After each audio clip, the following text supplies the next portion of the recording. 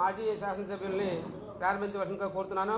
నేను మాట్లాడిన తర్వాత సింగిల్ పాయింట్ మాట్లాడాలని కోరుతున్నాను. ఎందుకంటే ప్రెస్ మీట్ కాబట్టి షార్ట్ టైంలో కాబట్టి సింగిల్ 1 minute-లోనే ఎవరైనా ముగించాల్సిందిగా కోరుతున్నాను. అదేవిధంగా రామచంద్రరావు గారు INTUC ప్రెసిడెంట్ గారు వీళ్ళందరూ కూడా కొత్త కాదు, ఇది మా కష్టం కూడా కాదు. మరి ఈ విధంగా స్టీల్ ప్లాంట్ని విశాఖ ఉక్కు ఆంధ్రుల హక్కు, విశాఖ ఉక్కు ఆంధ్రుల హక్కు. ఎవడరా అమ్మేది, ఎవడరా అమ్మేది, ఎవడరా అమ్మేది? విశాఖ ఉక్కు చేయాలి, విశాఖ ఉక్కు సొంత గనులు కేటాయించాలి, విశాఖ ఉక్కు సొంత గనులు కేటాయించాలి. విశాఖ ఉక్కు పూర్తి స్థాయిలో నడపడానికి సరిపడా బడ్జెట్ కేటాయించాలి.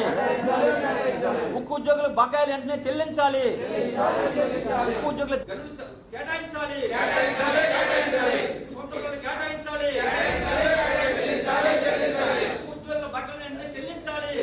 మంత్రి గౌరవనీయులు నారా చంద్రబాబు నాయుడు గారు కానీ పవన్ కళ్యాణ్ కానీ ఎవరు కూడా నోరు మెదపలేదు.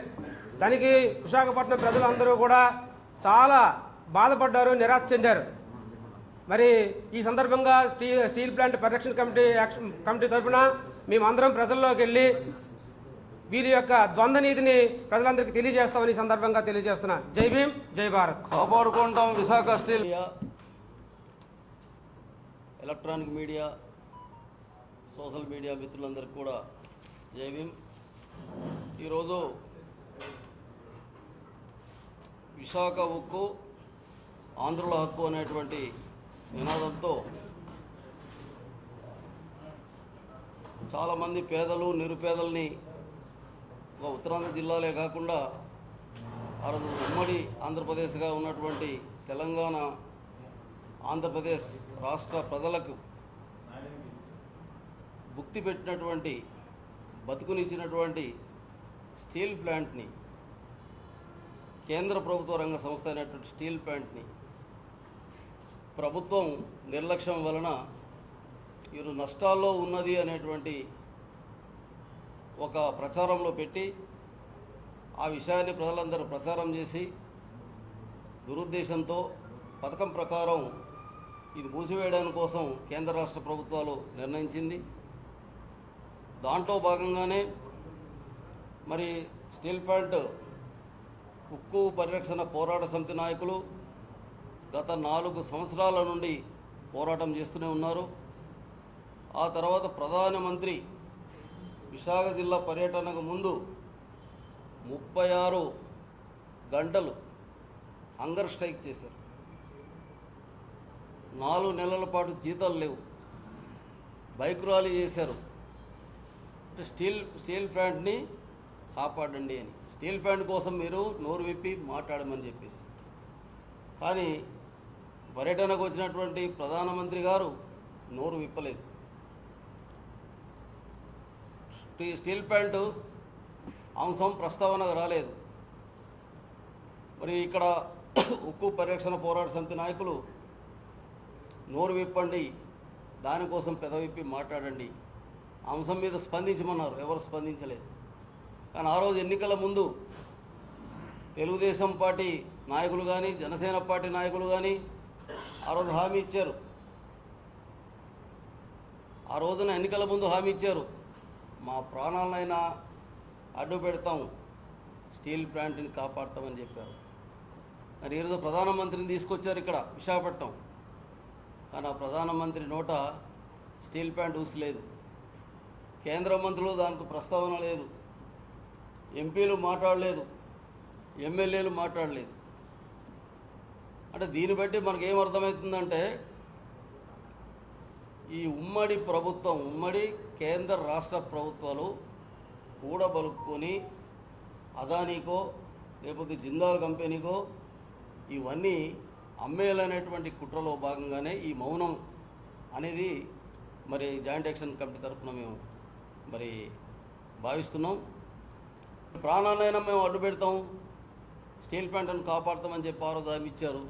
ఈరోజు ఎందుకు మౌనంగా ఉన్నారు? దీనికి ముఖ్యమంత్రిగా ఉన్నటువంటి చంద్రబాబు నాయుడు, అదేవిధంగా డిప్యూటీ సీఎంగా ఉన్నటువంటి జనసేన పార్టీ అధినేత పవన్ కళ్యాణ్ గారు, అదేవిధంగా ఎంపీలు ఈ ప్రజల ఓట్లతో స్టీల్ ప్లాంట్ను కాపాడుతామంటే అమరావతిని పక్కన పెట్టి, లేకపోతే ఇంకో విషయాన్ని పక్కన పెట్టి, ఇది ఇక్కడ ఇది రాజధాని నగరం అన్నారు కదా ఇప్పుడు వైసీపీ ప్రభుత్వం, వాటన్నిటి కూడా పక్కన పెట్టి ఈరోజు ఓట్లు వేసి వాళ్ళకి అధికారం ఇస్తే, అధికారం ఇచ్చిన తర్వాత వాళ్ళ ప్రాణం అడ్డుపెట్టలేదు, కనీసం వాళ్ళ నోటంట మాట కూడా ఈరోజు లేదు. మరి ఎందుకు అడగలేదు? తర్వాత ఇదే చంద్రబాబు నాయుడు గారు ఢిల్లీ వెళ్ళిన తర్వాత మొదలు పెట్టని స్టీల్ ప్లాంట్ విషయంలో గనులు కేటాయించమని అడిగినటువంటి ముఖ్యమంత్రి ఈరోజు స్టీల్ ప్లాంట్ పక్కన మీటింగ్ పెట్టారు. ఆ మీటింగ్కి ప్రధానమంత్రి గారు వచ్చారు. ఆ ప్రధానమంత్రితో చెప్పించాలి కదా, బొగ్గు గనులు కావాలని చెప్పి, స్టీల్ ప్లాంట్ని కాపాడాలని చెప్పేసి వీళ్ళు అడగాలి కదా. ఎందుకు అడగలేదు? దానికోసం వీళ్ళు స్పష్టం చేయాలి కదా, దానికోసం స్పందించాలి కదా. ఎందుకు స్పందించలేదు? ఈ కేంద్ర ప్రభుత్వం బాధ్యత లేదా? ఇవన్నీ కూడా చూస్తుంటే ఇక్కడ పేదలు, నిరుపేదలు, బహుజనులు వీళ్ళు ఉద్యోగ రంగాల్లో స్థిరపడడం ఈ ప్రభుత్వాలకు ఇష్టం లేదు. అందుకాబట్టి ఇది ప్రైవేట్ పరం చేయడానికి కోసం, ప్రైవేటు వ్యక్తులకు ఇది అమ్మివేయడానికి కోసమే వీళ్ళు నిర్ణయించుకున్నారు. ఆ రోజు ఏ విధంగా అయితే ప్రజా ఉద్యమాల ద్వారా స్టీల్ ప్లాంట్ ఏర్పాటు అయిందో, ఈరోజు అటువంటి ప్రజా ఉద్యమాలు నిర్మించి ఆ ఉద్యమాలతో ఈ స్టీల్ ప్లాంట్ని మేము కాపాడుకుంటామని చెప్పేసి జాయింట్ యాక్షన్ కమిటీ నిర్ణయించింది. భవిష్యత్తులో అతి త్వరలో దశలవారీ కార్యక్రమం, రాష్ట్ర వ్యాప్త దశలవారీ ఆందోళన కార్యక్రమాలు చేపట్టడానికి కూడా జాయింట్ యాక్షన్ కమిటీ మరి నిర్ణయం తీసుకుంది. ఆ తర్వాత మీరు ఇదే విధంగా నిర్లక్ష్యం చేస్తే, ఏ ఓట్లతో అయితే మీరు పార్లమెంటు అసెంబ్లీకి వెళ్ళారో అదే ఓట్లతో భవిష్యత్తులో మీకు గద్దె దించుదామని కూడా మేము జాయింట్ యాక్షన్ కమిటీ తరఫున హెచ్చరిస్తున్నాం. ఈరోజు బీఎస్పీ పార్టీ వాళ్ళు ఈ స్టీల్ ప్లాంట్ ప్రైవేటీకరణ గురించి ప్రెస్ మీట్ పెట్టడం జరిగింది. నేను ఉక్కు పరిరక్షణ పోరాట కమిటీ కో కన్వీనర్ని, ఐఎన్టీసీ నాయకుడిని. గత 4 సంవత్సరాల నుంచి పెద్ద ఎత్తున పోరాడుతున్నాం స్టీల్ ప్లాంట్ను ప్రభుత్వ రంగంలో కొనసాగించాలని. ఆ విషయం మీకు తెలుసు. మీరు ఎప్పటికప్పుడు ఈ యొక్క ఉద్యమానికి ఊత ఇస్తూ మీ యొక్క సహాయం మీరు ప్రెస్ మీడియా కానీ ప్రింట్ మీడియా కానీ చేస్తున్నారు. ఎందుకంటే విశాఖ ఉక్కు అంటే ఒక చరిత్ర. అది పోరాటాలతోటి, ప్రాణ త్యాగాలతోటి, రైతుల భూముల త్యాగాలతోటి సాధిస్తున్న స్టీల్ ప్లాంట్ని సుమారు ఇప్పుడు వాళ్ళు కేంద్ర ప్రభుత్వం 5,000 కోట్లు పెట్టుబడి పెడితే 4 లక్షల కోట్లకి ఆస్తిని పెంచిన ఘనత ఇక్కడ ఉక్కు కార్మికులదే, ఉద్యోగులది, స్థానిక ప్రజలది. అలాంటి స్టీల్ ప్లాంట్ని అమ్మేస్తాం 100% అని చెప్పి 4 సంవత్సరాల క్రితం ఇదే జనవరి 27, 2021 కేంద్ర కేబినెట్ మోడీ గవర్నమెంట్ నిర్ణయం తీసుకున్న దగ్గర నుంచి పెద్ద ఎత్తున పోరాటం చేస్తున్నాం. ఆ పోరాటానికి ఫుల్ స్టాప్ పెడతారేమో మోడీ గారు. ఎందుకంటే ఎన్డీఏ గవర్నమెంట్ ఈరోజు ఎన్నికల ముందు ఎన్డీఏ కూటమి బీజేపీ, టీడీపీ, జనసేన ముగ్గురు కలిపి ఖచ్చితంగా స్టీల్ ప్లాంట్ కాపాడుతాం, పూర్వభయం తీసుకొస్తామని గాజువాకలో చంద్రబాబు నాయుడు గారు, పవన్ కళ్యాణ్ గారు కూడా చెప్పడం జరిగింది. వాళ్ళు ప్రజలు నమ్మి, ఉత్తరాంధ్ర ప్రజలు నమ్మి, తెలుగు ప్రజలు నమ్మి ఎక్కడా లేని మెజార్టీ గాజువాకలో 95,000 పల్లా శ్రీనివాస్ గారికి ఇచ్చారు. అలాగే విశాఖపట్నం ఎంపీగా భరత్ గారు 5 లక్షల మెజార్టీ ఇచ్చారంటే వాళ్ళ ఘనత కాదండి. స్టీల్ ప్లాంట్ ఉద్యమానికి ఈ స్టీల్ ప్లాంట్ కాపాడుతారని ఒక నమ్మకంతో మెజార్టీ ఇస్తే ఈరోజు ఆ నమ్మకాన్ని వమ్ము చేసే విధంగా మొన్న ప్రధానమంత్రి గారు వచ్చినప్పుడు కనీసం విశాఖపట్నం స్టీల్ ప్లాంట్ గురించి కనీసం దీన్ని రక్షిస్తాం, దీన్ని పరిరక్షిస్తాం, దీనికి బడ్జెట్ కేటాయిస్తాం, కార్మికులు 4 నిలబడి జీతాలు లేవని చెప్పి మేము అద్దాకలతో రాత్రింబవల్లో పనిచేస్తున్నారు కార్మికులు, ఉద్యోగులు. కానీ జీతాలు లేకుండా పనిచేసే ఉత్పత్తి బ్రహ్మాండ ఉత్పత్తి చేస్తున్నారు, మార్కెట్ అవుతుంది. నెలకి 2,000 కోట్ల అమ్మకాలు అమ్ముతున్నారు, ఫారెన్ పంపిస్తున్నారు. అన్నీ చేసినప్పటికీ ఇది ఏదో కుట్రపూరితంగానే రాజారావు గారు చెప్పినట్టుగా మేము అర్థమవుతుంది.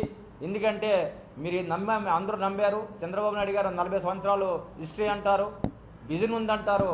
అదే విజన్ ఇక్కడ కార్మికులకి అందరికీ ఉంది. విజన్ ఉన్న నాయకుడు అయితే విశాఖపట్నం స్టీల్ ప్లాంట్ గురించి గత 40 సంవత్సరాల నుంచి మైన్స్ గురించి మేము పోరాడుతుంటే ఆ మైన్స్ కేటాయించుకుంటా దాని గురించి మాట్లాడుకుంటా ఇంకా శంకుస్థాపన చేయని ఆర్సెలర్ మెట్లకి మీ ఐరన్ ఓర్ ఇవ్వమని ప్రధానమంత్రి గారు అడిగితే ఆయన చెర్రీ పైప్ లైన్ ద్వారాగా మీకు ఇస్తాం, సప్లై చేస్తామని చెప్పారు. ఆయన థ్యాంక్స్ చెప్తూ వేదిక మీద చెప్పారంటే ఆ ఒక్క చూసి ఉక్కు కార్మికులు, ఉక్కు ఉద్యోగులు, నిర్వాసితులు మండిపోతున్నారండి. ఇంక ఈ ఉద్యమం అనేది కేంద్ర ప్రభుత్వం మీద కాదు, రాష్ట్ర ప్రభుత్వం మీదే మీరు చేయాలని చెప్పి ఉక్కు కార్మికులు కానీ, అక్కడ నిర్వాసితులు కానీ, ఈ యొక్క విశాఖపట్నం ప్రజలందరూ కూడా ఉన్నారు. మేము ఎంతో ఆశతో 36 గంటలు నిరాహార దీక్ష కూర్చున్నాం. అదే ముందు రోజు బైక్ ర్యాలీ చేసి కలెక్టర్ గారికి అపాయింట్మెంట్ కూడా ఇవ్వమని అడిగాం.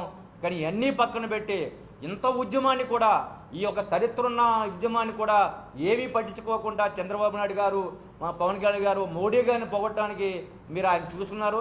మోడీ గారు స్కూల్లోనే నేను చదివానంటే మరి మోడీ గారు దేశంలో అన్ని ప్రభుత్వ రంగ సంస్థలు అమ్మేస్తున్నారు. మరి అదే స్కూల్ అంటే మీరు కూడా ఈ రాష్ట్రంలో ఉన్న ప్రభుత్వ సంస్థలు అమ్మేస్తారా అని మేము అనుకుంటున్నాం. ఎందుకంటే ప్రభుత్వ రంగ సంస్థలు ఉన్నాయి కాబట్టే రోజు ఎస్టీ కానీ, దళితులు కానీ, ఓబీసీ వాళ్ళకి కానీ, ఫిజికల్ హ్యాండిక్యాప్ కానీ రిజర్వేషన్ ద్వారాగా వేలాది మంది ఉపాధి కలిగిందంటే ప్రభుత్వ రంగ సంస్థల ద్వారా.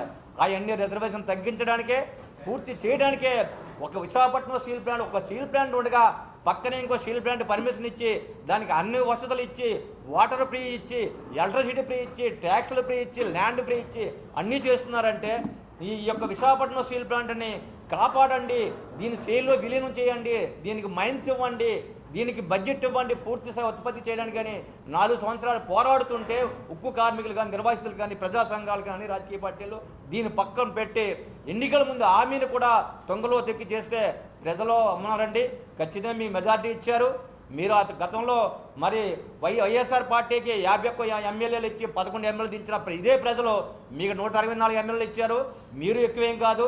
మీరు తప్పులు చేస్తే ప్రజలు ఒకసారి తిరగబడితే ఎవరైనా అటు నుండి తిరుగుతారు. కాకపోతే మేము ఎదురు చూస్తున్నాం. మేము చాలా నిరాశపడ్డాం. మేము ఆ రోజు 36 గంటలు టెంట్లో కూర్చొని రాత్రింబావులో తిండి తినకుండా కూర్చున్నాం. ప్రధానమంత్రి గారు ఏం చెప్తారో, మోడీ గారు ఏం చెప్తారో, చంద్రబాబు నాయుడు గారు ఏం చెప్తారో, ఈ స్టీల్ ప్లాంట్ గురించి ప్రకటన చేస్తారో, విశాఖపట్నం స్టీల్ ప్లాంట్ స్టీల్లో కలుపుతామని, దీనికి బడ్జెట్ ఇస్తామని, దీనికి మైన్స్ కట్టేస్తామని, అనౌన్స్మెంట్ చేయిస్తారని చెప్పి ఎంత ఆశపడితే అది ఆశ నిరాశ చేశారు. చాలా నేను ఆంధ్రప్రదేశ్ ఆదివాసీ జాయింట్ యాక్షన్ కమిటీకి ఏఎస్ఆర్ జిల్లా కన్వీనర్ని. విశాఖపట్నం స్టీల్ ప్లాంట్ ప్రైవేటీకరణ చేయడం ఇది దుర్మార్గమైనటువంటి చర్య. ఆ చర్యలు కేంద్ర రాష్ట్ర ప్రభుత్వాలు మానుకోవాలి. దానికి తక్షణమే ఇనుప గనులు కేటాయించాలని చెప్పేసి డిమాండ్ చేస్తున్నాం. అలాగే 4 నెలల నుంచి కార్మికులకు చెల్లించాల్సినటువంటి జీతాలు తక్షణమే చెల్లించాలి. అంటే ప్రభుత్వ రంగ సంస్థలు ప్రైవేటీకరణ చేయటంలో ఉద్దేశం ఏమిటంటే ఈ దేశంలో ఇప్పటి వరకు రిజర్వేషన్లు ఉపయోగించుకొని ఆ రిజర్వేషన్లు ఫలాల్ని పొందుతూ ఎంతో కొంత సామాజిక ఆర్థిక రంగాల్లో ముందుకొస్తున్నటువంటి ఎస్టీ, ఎస్సీ, బీసీ మైనారిటీ వర్గాలనంతటినీ కూడా ఇది అణగదొక్కేటటువంటి పని, వాళ్ళ ఎదుగుదలను అడ్డుకునేటటువంటి కుట్రలో భాగంగా చేస్తున్నటువంటిది.